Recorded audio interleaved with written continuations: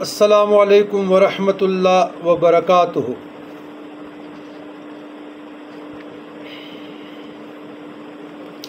اللہم صلی علی سیدنا محمد عبدک و حبیبک انی مشتاق بنور جمالک یا اللہ یا اللہ یا اللہ صلی اللہ علیہ وآلہ وسلم جزا اللہ عنا سیدنا محمد صلی اللہ علیہ وسلم ما ہوا اہلہ۔ عزیزان گرامی، قرب خداوندی کے لیے مخلوق کی محبت اور خوف دل سے جاتا رہے، یا جس شخص کے پاس اولاد نہ ہو تو اولاد صالح کے لیے ایک وظیفہ، ایک اسم اعظم بتا رہا ہوں۔ الواحد الاحد، الواحد الاحد ہمارے سہروردیہ میں،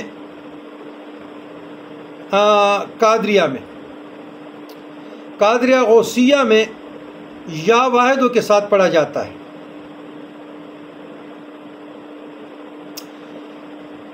اور ہمارے پاس جو ایک سہروردیہ ہے اس میں بھی واحد ان کے ساتھ الواحد الاحد پڑھا جاتا ہے۔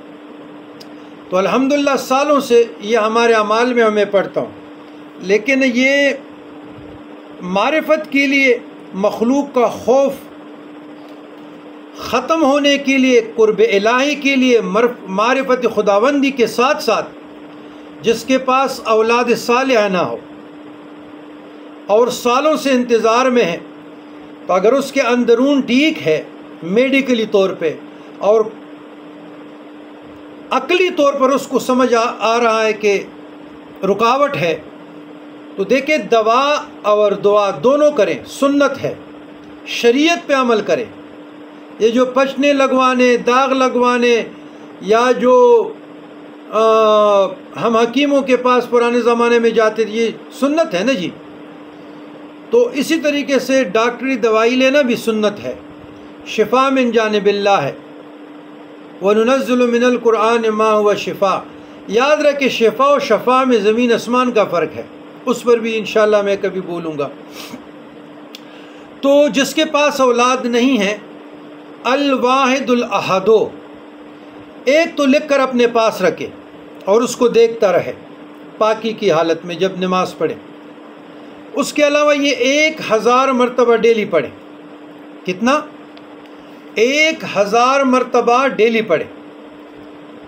اور اس کے ساتھ جو قرآن کریم فرقان حمید میں دعا ہے، سورہ انبیاء میں، رب لا تذرنی فردم وانت خیر الوارثین، یہ 100 مرتبہ پڑھے۔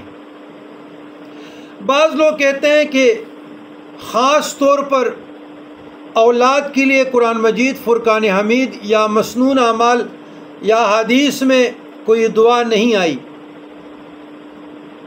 تو میرے خیال میں یہ ان لوگوں کے عقل پہ پردے پڑے ہیں۔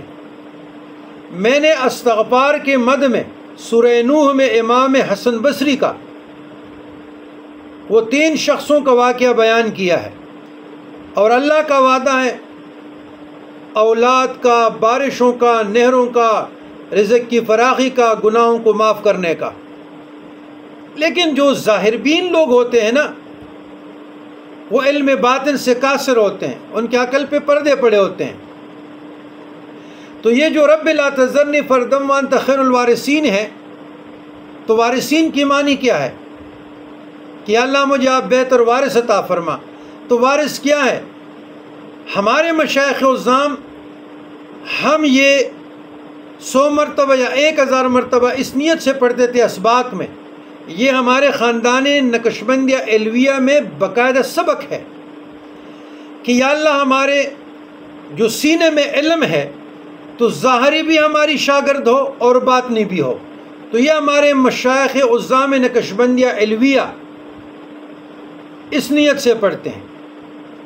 تو حضرت زکریا علیہ السلام نے کس نیت سے پڑھا تھا؟ یحییٰ کے لیے۔ تو قرآن تمام زمانوں کے لیے ہے۔ تو ہم بھی جس کے پاس اولاد نہیں ہے، تو رب لا تذرنی کی معنی کیا ہے؟ فردم وانت خیر الوارثین کہ اللہ مجھے اکیلے نہ چھوڑ، آپ بہترین وارث عطا کرنے والے ہیں، مجھے بھی کوئی اولاد عطا فرما۔ تو قرآن کا ایک ظاہر ہے اور ایک باطن ہے۔ یاد رکھیے گا، جو علم ظاہر حاصل کر سکا اور علم باطن سے محروم رہے، بہت جلد ہے، بہت جلد کہ وہ زندگی کے کسی سٹیج پر بھی ڈٹریک ہو جائے گا۔ بہت کم لوگ ہیں جو فتنوں سے محفوظ رہتے ہیں۔ جو علم ظاہر اور باطن دونوں علوم سے آراستہ ہو گئے وہ نور علی نور ہو گئے، اور جو علم باطن سے آراستہ ہو گئے وہ اللہ کی پناہ میں چلے گئے۔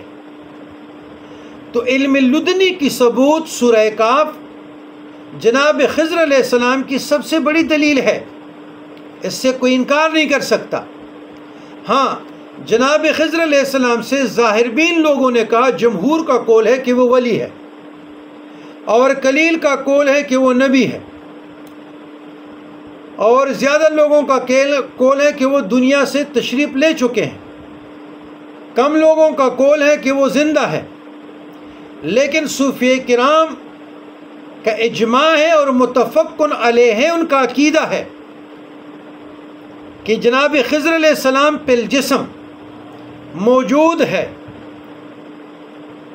یحییٰ علیہ السلام موجود ہے، ادریس موجود ہے، الیاس موجود ہے۔ تو اس پر تو بحث نہیں کرنا چاہیے، لیکن خضر علیہ السلام بالکل موجود ہے۔ آپ امام شاہ ولی اللہ محدث دہلوی رحمۃ اللہ علیہ کی تعلیمات سے استفادہ کریں، 40 ابدالوں کی واقعات پڑھیں، پتہ چل جائے گا۔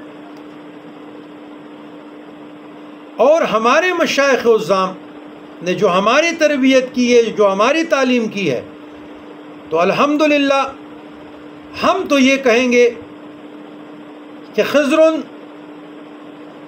حق فی الجسم کے ساتھ، فی الجسم الظاہریہ کے ساتھ حق ہے، اور جب تک اللہ چاہے روز قیامت تک یہ حق کا ظہور ہوتا رہے گا۔ اب میں لوگوں کی کہانیاں کیا سنوں گا؟ ایک بندہ ہے، مثال دے رہا ہوں کہ میرے ساتھ مثلاً یہ عود ہے، میں کہتا ہوں یہ عود میں نے دیکھی ہے، اس کو میں نے سونگا ہے، اس کو میں نے لباس پہ لگایا ہے۔ دوسرا کہتے ہیں نہیں، یہ عود کا تو کوئی وجود ہی نہیں ہے۔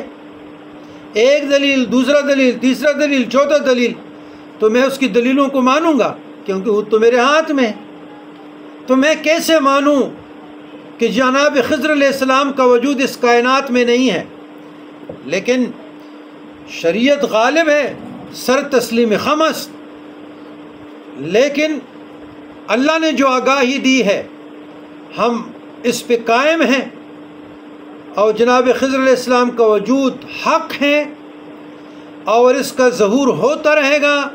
اولیاء کرام کی مددگیر ہیں، باذن اللہ ان کی مدد کرتے ہیں، ان کی تربیت کرتے ہیں، ان کو مشکلات سے نکالتے ہیں، ان کو ذکر و اذکار بتاتے ہیں، اس کو وظائف بتاتے ہیں، اور ان کے رہبر ہیں۔ خضر کے معنی یہی ہے کہ جہاں سکی ہوئی گھاس پر بھی قدم رکھے نا وہ تر ہو جائے۔ تو میرے دوستو جو میرے ساتھ ریلیٹڈ حلقہ ہے، مجلس ہے، محفل ہے، میرے دوست ہے، میرے احباب ہے، عقیدہ خالص رکھو، رائٹ لیفٹ پہ نہ جانا۔ اہل سنت الجماعت کا متفقن ہے علی کا عقیدہ صوفیہ کرام کا، اور ہم جناب خضر علیہ السلام سے مستفید ہوئے ہیں، ہو چکے ہیں، اور انشاءاللہ اپنے اللہ سے امیدوار رحمت بارگاہ الہ ہوں کہ ہوتا رہوں گا۔ بس اسی پر معاملہ ختم کرتے ہیں، اور انشاءاللہ کچھ وقت کے بعد جب مجھے موقع میں تو ایک بزرگ کا خضر علیہ السلام سے ریلیٹڈ واقعہ بیان کروں گا۔ والسلام علی من اتبع الہدی۔